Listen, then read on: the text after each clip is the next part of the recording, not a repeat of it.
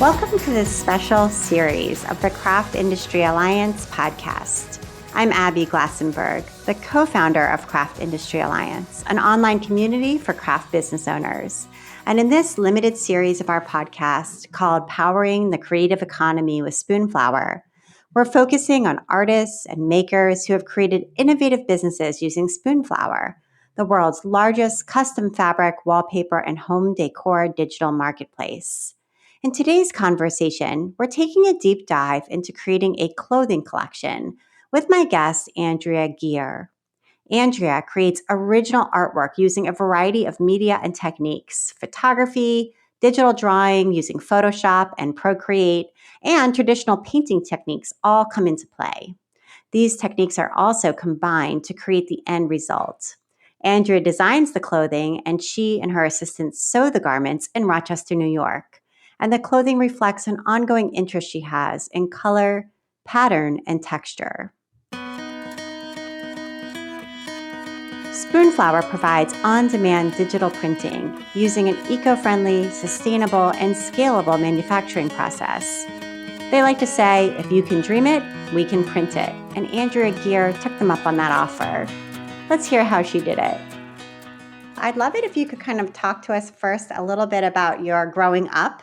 Were you kind of a creative kid? I was always creative. I always loved art and design.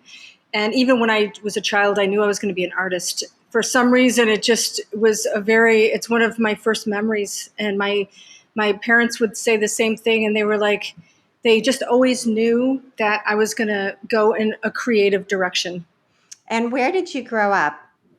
I grew up in upstate New York in a tiny town called Hornby, and it's right outside of Corning, New York. Okay, great. And what did your parents do for work when you were a kid? My mom stayed at home until we went to college, and then she got a nursing degree, and my dad was a correction officer. Oh, wow. Cool. Yeah. And did they do creative projects themselves as well? I would say they were very creative, but it was more geared towards like working on the house and like, it had more to do, I think, with like, creating a good life for us. Like we're going to build a swing set. How do we do that? So it was more based around our family than externally. Right. Okay, totally. And so you wanted to be an artist, and what did you go to school to study? I went to RIT. I went for graphic design, and then I got my MFA in painting. Okay, from the same school. Yeah. Oh, wow. So you were there for a while. Yeah. I did a little break in between, but yes. Okay, that's great. And so when you were studying graphic design, did you think maybe you wanted to be a graphic designer, or you just weren't sure? I wasn't really sure. I always loved the graphic arts. I love everything about that type of design. But for me, there was something that wasn't quite there for me yet. And I started taking classes at the Memorial Art Gallery in painting. And I really fell in love with the medium. And I just decided that this would be a good direction to go in. And I'm not sure that people around me thought that was the best idea, but I was so in love with the art. So I went in that direction. Yeah. And you have a very abstract, very colorful aesthetic. And was it always that way, or were you doing more representational work at that time, or was it as large scale as the work you do now? I always loved the abstract expressionists, and growing up in the 1960s and 70s, they were a very strong influence on me. I was really enamored of that whole movement in art. And my canvases were always large. And over the years, they've gotten a bit smaller, but I still use those large canvases, and I still will paint on the large canvases. But there's something about the connection of the scale of the painting to the scale of the body and your expression and your movement that I really find intriguing. Yeah, so like you're moving your whole body as you're painting because the canvas is so large. Right. Yeah, that's really cool. Okay, so how did the evolution of your painting practice and your career as a fine artist with a degree and a master's degree in fine arts develop into creating a clothing line. So were there steps in between there? Or did you love fashion, or how did that happen? I would say it was a really long and winding road. And I don't know exactly how I ended up as a clothing designer, but along the way, I've always been very interested in anything design. And in my mind, it didn't really matter to me if I was creating a painting or making a piece of jewelry. We had knitting machines at one point, and the vehicle to get to the end result was just a vehicle for me. So I think I just ended up taking the path that I knew that I could have the most relevant outcome for me. And I still do these paintings, but they're not all large. And I've done a lot of other types of work also. I'm working on some jewelry pieces right now, doing resin pouring. And to me, what really inspires me is being able to work with a variety of mediums and then circle back around to the one where it's my business, but bringing all the fresh ideas from the other areas. Right, right. I hear that. So, working outside of the core business feeds the core business's creative input. Yeah, for sure. And so, what was your first introduction to saying, I'm going to get this, this, this design, these paintings printed onto fabric, and then maybe I could turn that fabric into something you could wear. I started about 15 years ago with knitting machines. Okay. And my big interest in the knitting machines is that I would be able to create my own fabric. And it took me about 2 years to knit, like a rectangle with two holes in it. But it took a long time. It's slow. Knitting machines are Oh my very gosh. slow. Yeah. Yes, it is. But I was enamored of the idea that I would be able to actually design the fabric. And so once I learned the knitting machine and once I delved into that, I realized it wasn't quite giving me the satisfaction that I had hoped for the amount of work it was.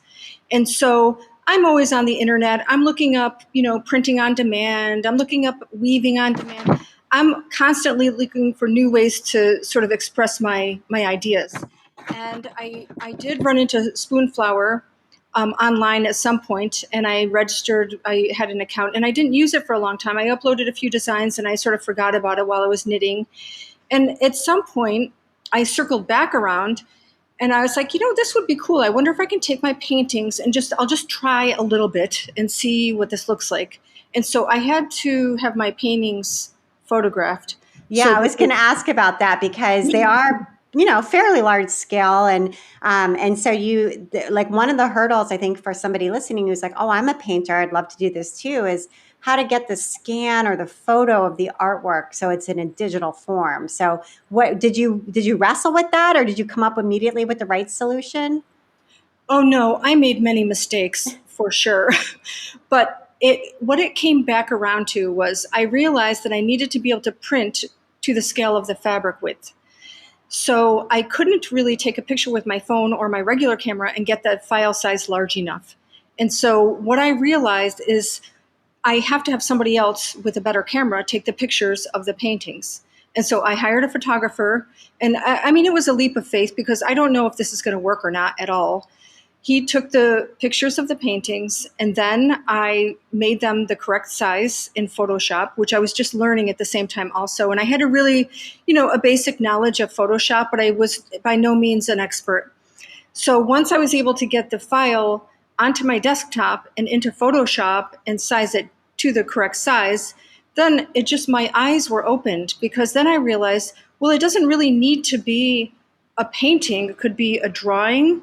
And then I got a Wacom tablet and I started playing around with that. And one thing led to another, and it became easier and easier to do. But I think the file size was probably the biggest challenge early on. Okay. Because I can't get every painting professionally photographed. It will be too expensive. So somewhere along the way, as I was researching my dilemma, I found out about a mirrorless camera, which the raw files are pretty large. And so I was able to use that camera to take my own photos. Oh, wow. So it's called a mirrorless camera. Yes. Okay. And it's something that you can buy online and you learn how to use. It's not too difficult of a learning curve, it sounds like, but this allowed you to take really high quality photos of your painting. So that's a great tip. Somebody looking for a great Oh, tool. it was a game changer, I'll tell you, because I didn't know how to get the images large enough. I knew how to do it if I was starting with a digital file, but I didn't know. And then once I got the camera, I was like, I can go to the park and like take pictures. Right. And so you could even take a picture, let's say, with this camera of a flower and have that printed at a large scale on Spoonflower. Exactly. So I did do that. I went and I would take pictures when I would bring the camera with me. And so I would take those images from the camera. I would put them into Photoshop on my, I would download them onto my desktop, put them into Photoshop, and then I started drawing on top of those photos. And then I was like, this is pretty awesome. And I was actually using my mouse pad to create the drawings, with my fingertip, and then the Wacom tablet.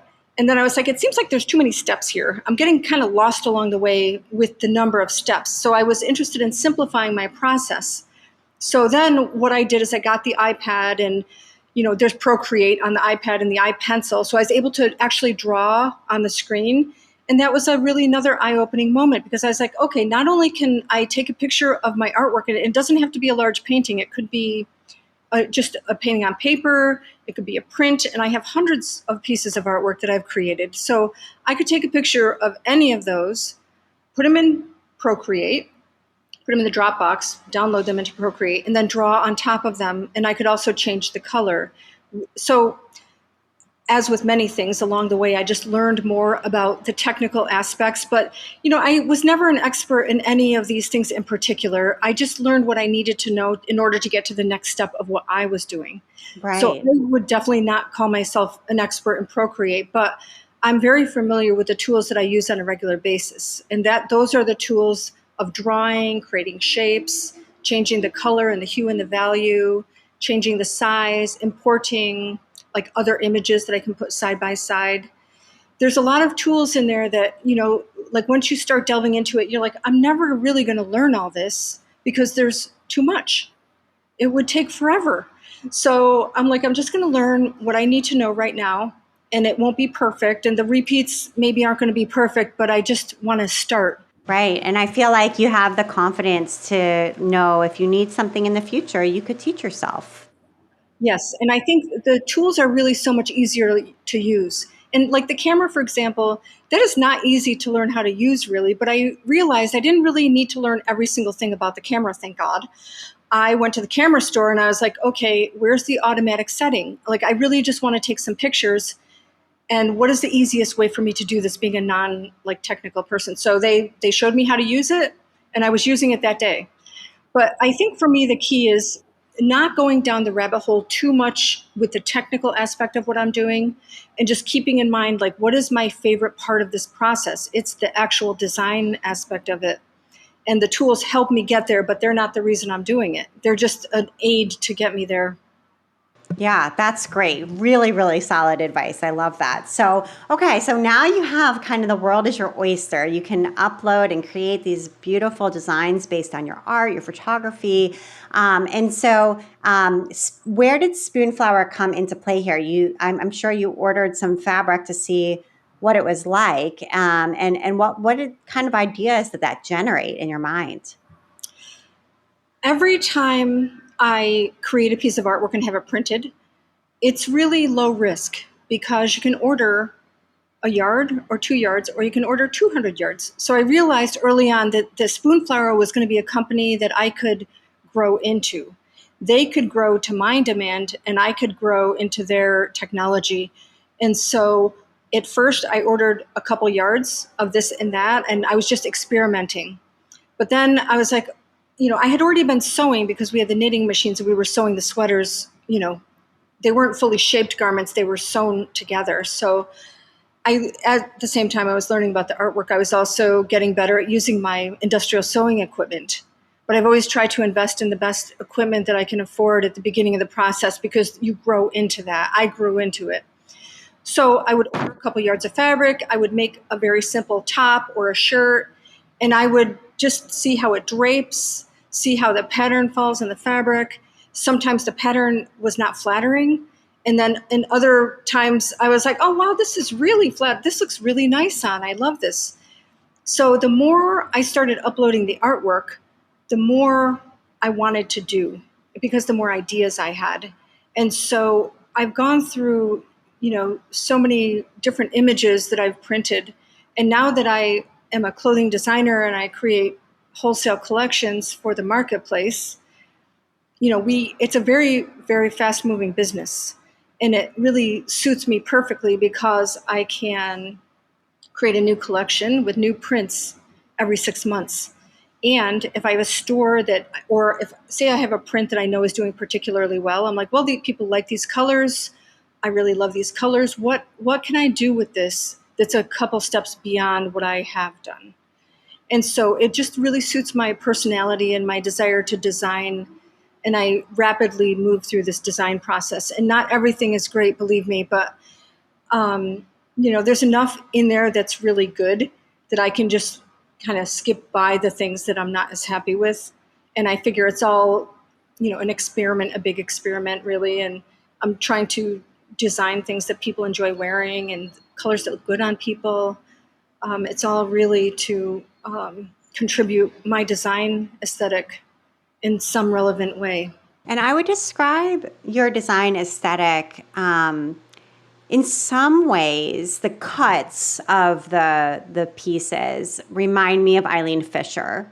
I don't know if you would disagree, but they have some of that same kind of draping, the same kind of fit that suggests, that so that if we wanted to conjure for somebody in their mind what these look like without them being able to see it, that's kind of the cut. But everything else about it is completely different because Eileen Fisher, you think gray, I think gray, black, solid, and your work is none of that.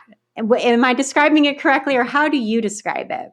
No, I agree with you completely. And I love Eileen Fisher. I have a number of her pieces because to me, that is a showcase for the jewelry that I like to wear. And I personally love wearing black and white. And the thing about the print is that the print sort of takes the primary focus. But I would definitely say there are some similarities in the fit because this is for the modern woman. I mean, we are running from here to there. Like, I don't get dressed up to come to the studio. And these clothes are very comfortable. They're washable, they're forgiving. And the whole reason that these are designed in the way they are is that I'm trying to make people feel good about what they're wearing. So the prints are sort of cheerful and colorful. The fit is meant to just make people feel good. And so what I try to do is think about what is going to make me feel good in a piece of clothing. It's like, okay, it's going to be a very voluminous piece. So I'm going to wear it with leggings and I'm going to have a very fitted sleeve. That's going to make me feel good. So then I try to incorporate that into a piece of clothing. Right. Okay. Yeah, that makes sense. That's a great way of thinking about making somebody feel good. And so when you first started getting these paintings printed onto fabric to make clothing, did you try a few different base cloths or substrates from Spoonflower and experiment with them? Are you still using a few different ones, or do you have a favorite one that you use all the time? I do use several different ones, and it depends on the season because, for example, the twill is really wonderful for a fall jacket. But right now we're selling to the boutiques. We're selling, we're still delivering our early fall collection. And so people are in all different parts of the country where the climate is a little bit warmer. So I am designing for all climates for each season. But I find that one of our most popular fabrics is that modern jersey. It's very, very easy to live with. It's washable, it's comfortable, it's a knit, so it's got that great stretch. It prints beautifully. The color prints really, really beautifully on that jersey fabric. But I also love the gauze. The twill I love, and they have a new cotton lawn that I'm sort of obsessed with right now. I have a little sample here, and I'll be making some like right now I'm working on spring and summer 2022. So I am getting ready to create those designs that'll go into that collection. So that cotton lawn will definitely play a prominent role in that collection. And how did you find wholesale accounts for these, sewn garments? When you were, did you go to the same shops that were stocking the knitting machine garments and say, "Hey, we've pivoted, and here's our new stuff," or was it a different market, or how did you go about building that side of the business? I had to build it from scratch because when I was doing the knitting, we were making the sweaters and we were selling them directly to our customers through craft shows. And so it started small. I did a craft show in Rochester, but by the end of that time that we were knitting, I was traveling all over the country. I was going to San Francisco and Chicago and West Palm Beach, and we were really selling these sweaters, and not just traditional sweaters, but like sleeveless, lightweight sweaters, a variety of different items but directly to the customer. So we were taking a lot of special orders. I was traveling a lot, and I would come back with the special orders that we would complete and then send out. Now, when I transitioned into the printing on demand, I decided to go into a different direction because it seemed like the craft shows were challenging in a variety of ways. I really loved them, and I still do some. But what I decided is that I was going to try my hand at the wholesale end of the business. So I went to New York. I bought a room at a hotel during market week, and that's how we started. And I learned a lot. I met a lot of store owners, and they were very generous to let me know what was working and not working in my collection, and it really has evolved from there. But with that is a moving target because it's changing all the time, and it's part of the thing that I really love most about it is that it's never boring. It's never a set thing. It is constantly changing. And now we've grown to the point where we have these boutiques that buy our collection, but we also sell through an online retailer. And I have a sales rep. She lives in Texas, and she goes to the shows like in California and LA, and she'll send me the orders. And so we talk almost every day on the phone, and we discuss different aspects of, what are people liking or not liking? How can we, make it easier for her to sell what we're making? And because we're really a small company, we really make everything to order. I don't carry inventory much on the fabric, a little bit, but really when I get the order from the store, what I do is I order the fabric. And then, our quickest turnaround is 4 weeks, but it's not like working with a factory because I don't have to have a minimum number of items. If I have orders for 10 shirts or 20 or 50 shirts, we can make exactly what we need. And that's another way the Spoonflower comes in is a very important part of my business because I can order as much or as little fabric as we need. Right. And tell us a little bit about your staff now. So it's you in the studio, and then who is working? You have your sales rep, but who is working with you on site to do some of the sewing and other work required? I have two part-time employees, and one of my helpers is she does mainly shipping, and she'll handle the shipping area. And then I sew, and I have another assistant that sews. And so I am very careful to design most things that are not too labor intensive because so much of the expense is going into the fabric that I have to be careful about how long it takes to make everything.